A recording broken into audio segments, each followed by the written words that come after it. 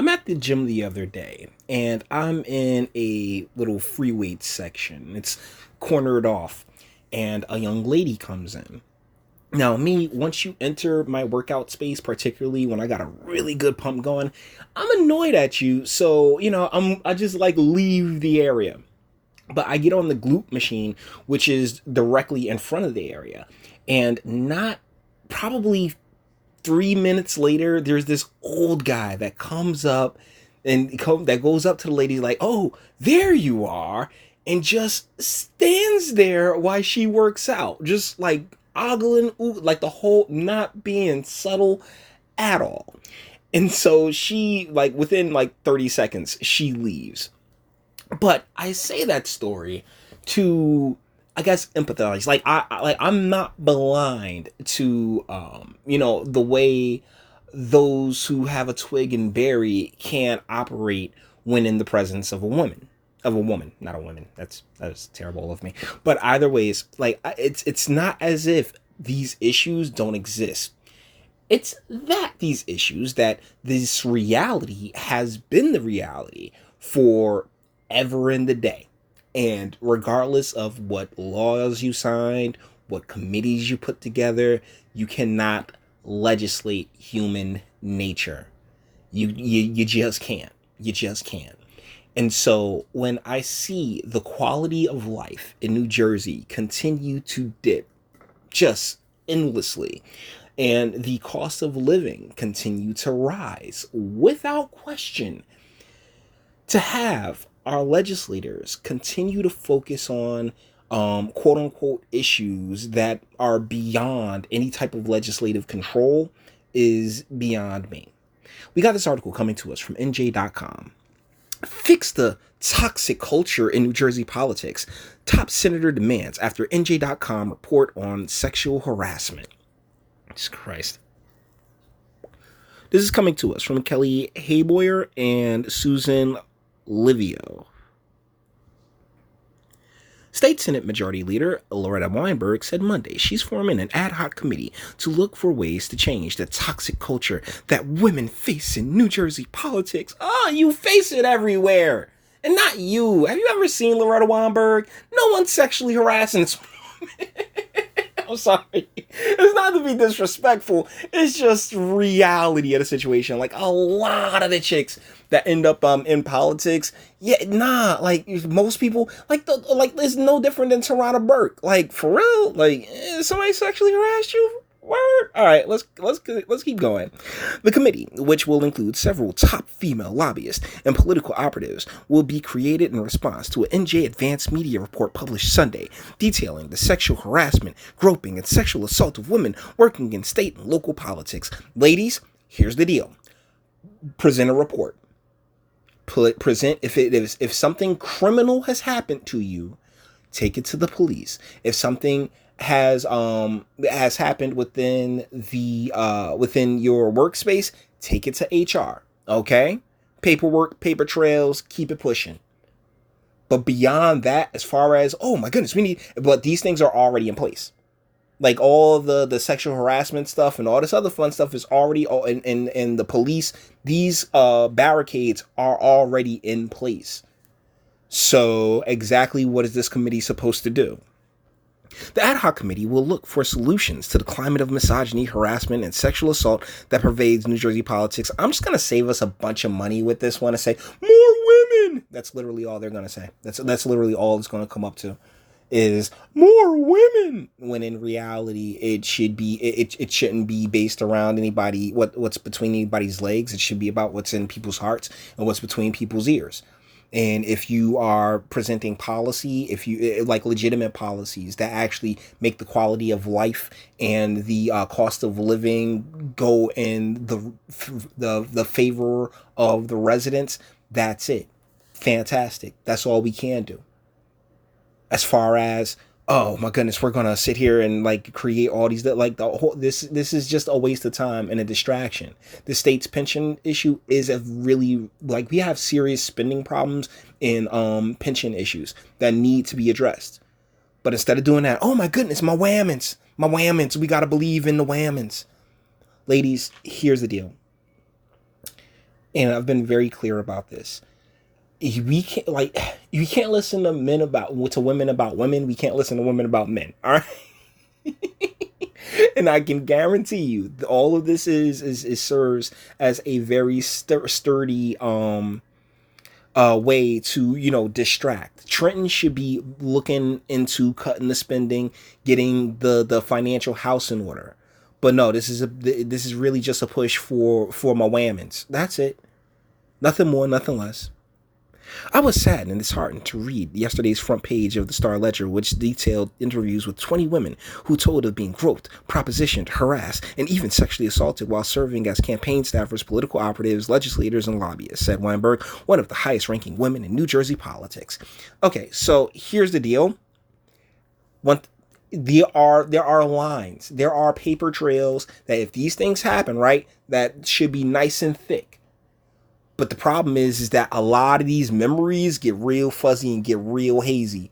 And the way she felt at the time is not the way she feels right now. So like at the time, she was game. She was down. Then, time goes by. She's out of cash. Boom. With all that we have tried to do, we clearly have made far too little progress in changing the culture of Trenton, she said. The New Jersey Advanced Media Report, published on NewJersey.com and in the Star Ledger and its affiliate newspapers, included accounts from women who said they were the victims of sexual misconduct. You see, we have to establish that you're a victim. Thusly, the paper trail. Without that paper trail, I'm not going to believe anything you have to say. I'm sorry. Just at this point, with all the hoaxes that we've encountered, I'm sorry, I just can't take your word for it. There needs to be a paper trail. Now, if you sit here and say, "Oh, he propositioned me," I took it to HR. I got it in writing from HR. I took it to police. I got the police report right here for you. I'm down. Get rid of him. Knock that nonsense out. But unfortunately, we're dealing with human beings, and with human beings comes this what's ever most advantageous for me in the moment, and that's male or female. So,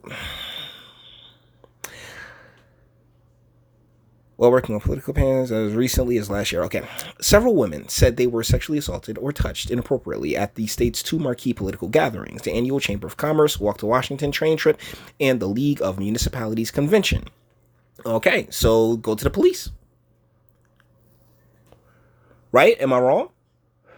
None of the women interviewed for the story reported the sexual assaults or misconduct. Well then, I'm sorry, but I'm not going to sit here and I can't take it seriously. I can't. If you didn't report it, none of the women interviewed reported it at all. So then what the hell? Nah. Most said that they feared they would be retaliated against in their careers if they spoke out. Well, once again, I want to draw back to what Dr. Jordan P. Peterson was speaking on when it came to men and women being able to work together. It has not been proven. We do not have this down to a science at all. Several women said they continue to believe it is best to stay silent in the wake of Katie Brennan's allegation that she was forcibly entered by Governor Murphy's former campaign advisor, Albert Alvarez, in 2017. Still, that man's not in prison. The police never, that story is going absolutely nowhere. That accusation, made public last year, led to legislative hearings and intense public scrutiny of Brennan and Alvarez. He was the one. Oh, pause. See, I see what you're trying to do here, NJ.com, and you're a piece of shit for it. Because here's the reality of the situation. Fuck public opinion. It doesn't matter. What matters is what you can prove in a case in a court of law. She was not able to she couldn't even get this man arrested on what she brought to the table. But you're saying here, talking about, oh yes, the intense public scrutiny of Brennan. Yeah, piece of shit, NJ.com. It was particularly heartbreaking to read how a 30-year-old woman who was, listen to this, who was, because, that's been proven, forcibly entered, followed the Katie Brennan hearings, and concluded that she was right not to speak up because of the public price Katie paid for her courage. Pardon me.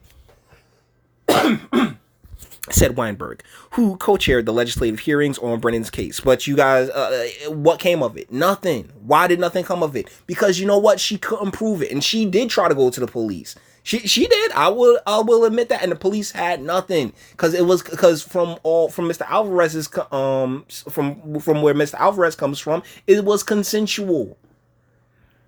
The women invited to serve on the ad hoc committee include veteran lobbyist Janine LaRue, Democratic political operative Julie Roginski, Patricia Teffenhart, Executive Director of the New Jersey Coalition Against Sexual Assault, Senate Majority Counsel Allison Akalata, and Senate Minority Executive Director Christine Shipley. The list will be finalized later this week. The leaders of the New Jersey State League of Municipalities and the New Jersey State Chamber of Commerce will also be invited to participate, Weinberg said.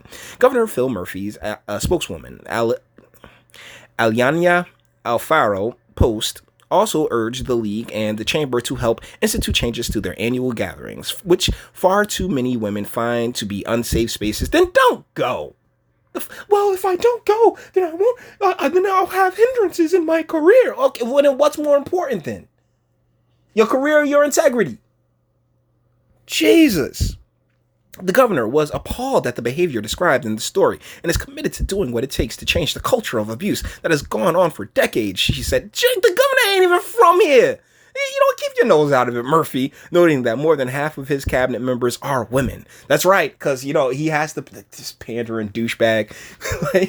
More than half of my cabinet women. So, I'm totally down for the cause, guys. The fact is, many of the problems facing women on both sides of the aisle are sadly systemic to Trenton political culture, and much deeper reforms are needed across government and politics, Post said. Britton, who filed a lawsuit against the Murphy campaign, and that went absolutely nowhere because this is quite a bit more reading to do, more than I'm interested in, because we already know what's going to come out of this. More women. That's all. I'm telling you. That they're all the recommendations, because that's all it's going to do. Their ad hoc committee is going to sit around, hey, well, how do we fix this problem? More women, when that's not the case at all. Deal is and I'm going to be 100% keep it a buck with y'all. I say this all the time. It starts at home. It's home training. Who are raising these people? Who, puts this type of, what kind of foundation are these people being brought up on? Oh, wait, what's that? Terrible foundations that make them awful human beings that are very happy to engage in nonsense if they think they're gonna gain or benefit from it. Well, I'll be damned, some bitch. It all starts at home. It always does. And so if we want, these things to be, if we really want these things to be better, if we want that societal shift and the change in culture, hey, how about we start going after these policies and the like? How about we make it so look, ladies, if you want to do these things, I'm all for you doing them. I'm not sitting here saying don't. I want the opportunity to be there for you as it has been for the last 30, 40 years. But there are realities to take into it. There are realities, namely biology and human nature, to take into account, which we don't. We just sit there and slap these groups together, slap these people together, and be like, oh, well, nothing's going to happen.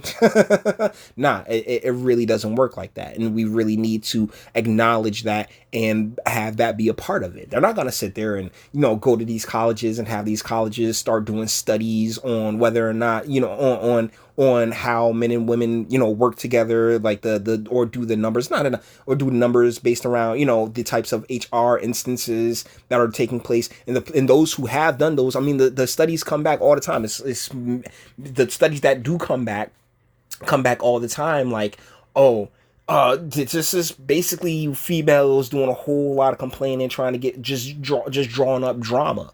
In a lot of cases, in a lot of instances, when it comes down to the incidents themselves, usually consensual. Usually there was some vibes being thrown out. And that's not to sit here and quote unquote victim shame or victim blame. Because guess what? I can't determine who's a victim and who ain't unless it goes through the legal system.